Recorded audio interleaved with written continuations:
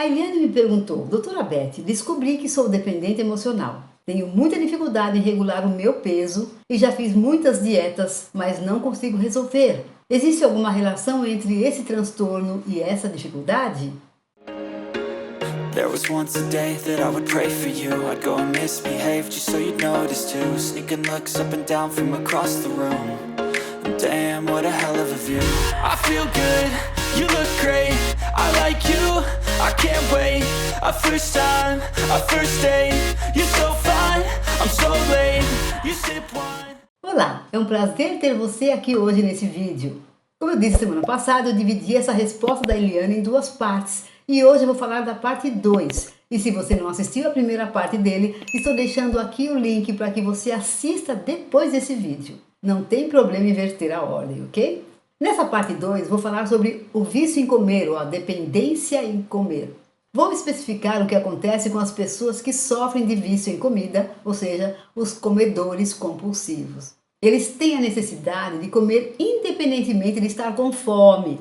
Pensam muito nesse assunto e podem fazer isso compulsivamente ou ao terminar uma refeição. Já começam a pensar na próxima refeição, experimentando constantemente vontade de determinados alimentos. Essas pessoas, os comedores compulsivos, podem ingerir grandes quantidades de comida durante espaços de tempo muito reduzidos e, posteriormente, se sentirem culpados por isso. É importante deixar claro que esse comportamento dos comedores compulsivos tem um alto conteúdo emocional, pois comer é usado para compensar suas emoções negativas, como a tristeza, frustração, raiva ou ansiedade, etc. No entanto, essa necessidade de compensar o sofrimento com o ato de comer, inclusive certos alimentos, é produto de mecanismos neurobiológicos, pois essas comidas têm influência em sistemas cerebrais implicados no bem-estar. Por outro lado, esses alimentos podem conter determinados componentes viciantes que podem causar o desenvolvimento do vício em comida. Ah, mas me deixa saber se você está gostando desse vídeo até agora. Se sim, dê o seu like e compartilhe com pessoas que você sabe que podem se beneficiar. E você já está inscrito nesse canal? Se não, faça isso agora, pois assim você me ajuda e também o canal a crescer. Isso é muito importante para o YouTube entender que esse canal agrega valor às pessoas e oferecer os vídeos para outros que estão assistindo conteúdos semelhantes. Voltando então, o que acontece no nível neurobiológico? Eu já falei para vocês a respeito do centro de recompensa em outros vídeos, mas vamos lembrar aqui dessa área que no nosso cérebro fica no sistema límbico. Ele é controlado por neurotransmissores responsáveis pelos comportamentos aprendidos no passado e respondem a situações de descontentamento ou de prazer, que inclui o prazer sexual, alimentar, uso de drogas e outros comportamentos que produzam alegria ou euforia.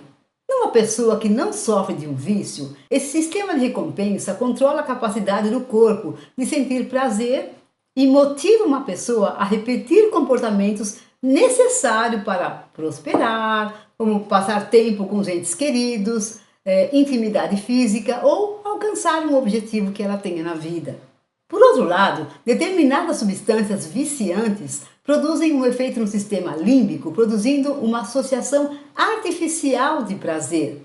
Quando ingeridos, açúcar, farinha, grãos e quaisquer outros alimentos viciantes acendem o circuito de recompensa do cérebro, inundando-o com um mensageiro químico chamado dopamina.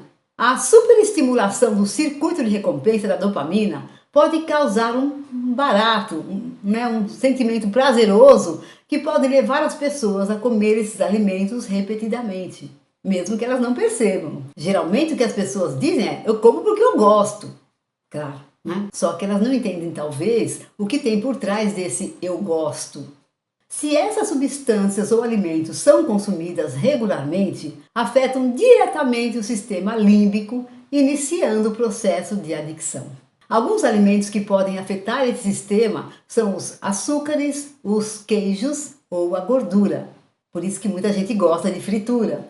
Esse bem-estar pode ser sutil. A pessoa pode até pensar que ela simplesmente gostou daquele alimento, como eu já falei, né? Mas na realidade, os comportamentos viciantes afetam os circuitos cerebrais, como o sistema dopaminérgico, o opioide, o serotoninérgico e o glutamato, provocando assim as sensações de prazer. Por outro lado, importa salientar aqui que a ansiedade desempenha um papel fundamental nas causas do vício em comida. Quando a pessoa está estressada ou ansiosa, o seu consumo aumenta e prefere alimentos que contenham muitos açúcares, altos níveis de gordura ou sal.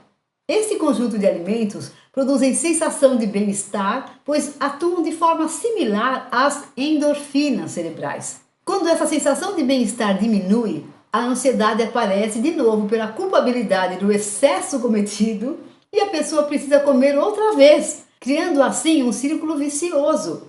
Portanto, as causas do vício em comida são: primeiro, tentativa de enfrentar a ansiedade ou outras emoções desagradáveis através dos alimentos. Segundo, o efeito do consumo desses alimentos no sistema de recompensa cerebral. Terceiro, os sentimentos de culpa. Você sente frustração na vida amorosa e desconfia que esteja se sabotando? Talvez a sua criança interior ferida esteja tomando as decisões na sua vida afetiva. Eu sou a doutora Elizabeth Sameru, especialista em relacionamentos abusivos, dependência emocional, codependência e narcisismo.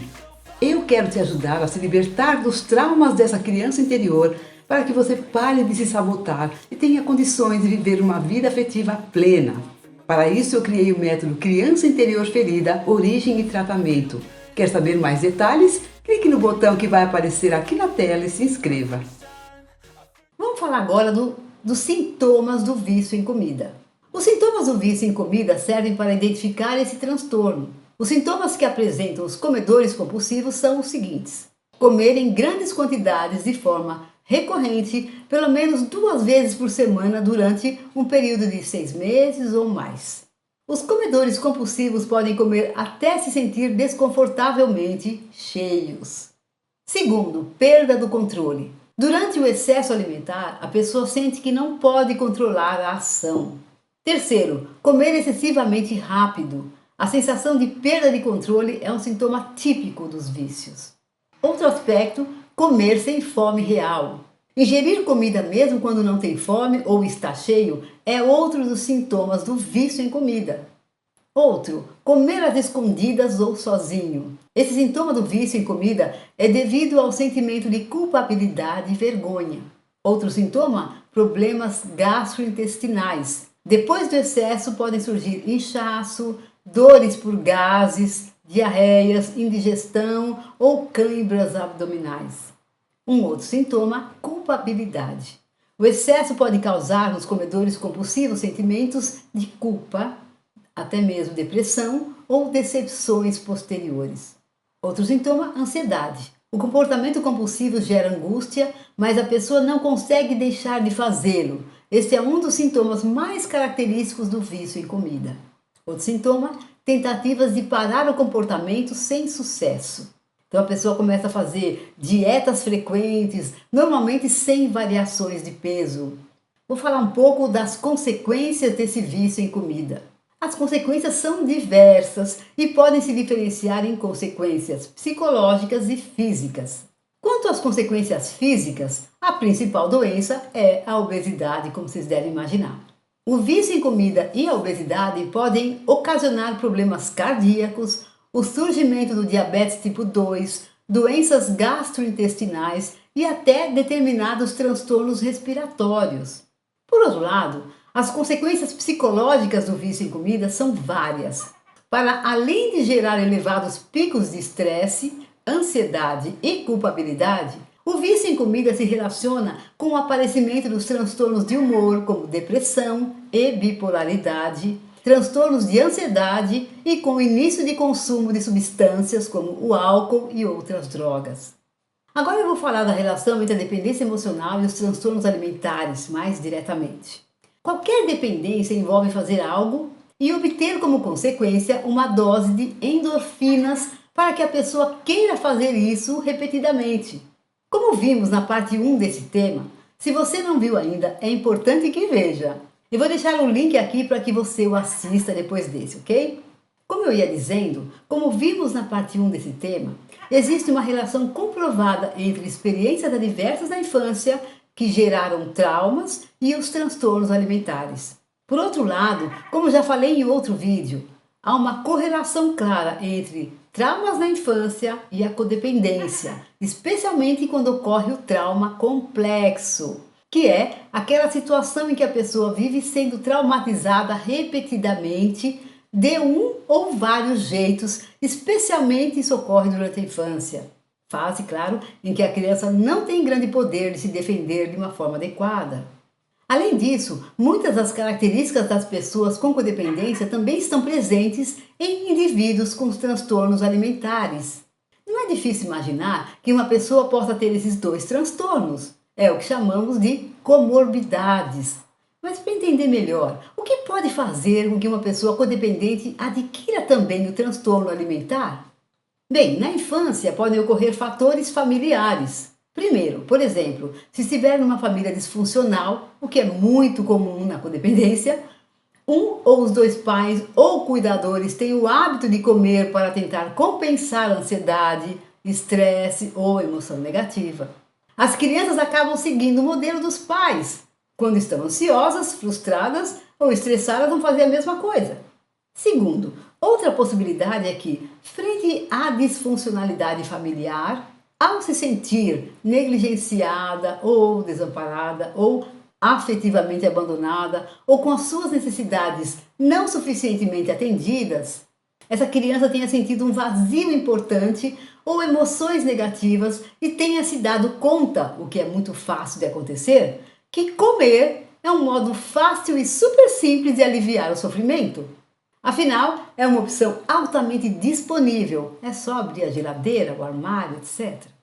Um terceiro fator é o sociocultural. Muitas crianças recebem uma má educação alimentar e são estimuladas a comer doces, fast food e outras guloseimas, especialmente quando os pais não sabem como lidar bem com elas e querem simplesmente agradá-las sem se preocuparem em atender às suas verdadeiras necessidades.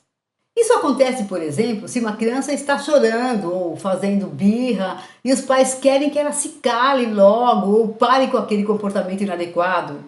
Seja por um desses fatores ou todos eles, a criança logo aprende que comer alivia seu incômodo emocional. E se os traumas e as frustrações continuarem, ela pode seguir usando esse mesmo recurso, caminhando assim para um transtorno alimentar.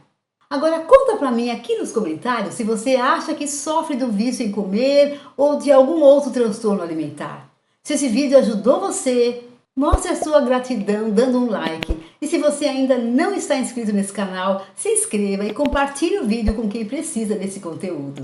Isso ajuda muito o canal a crescer. Tenha uma ótima semana, beijos no coração e até o próximo vídeo.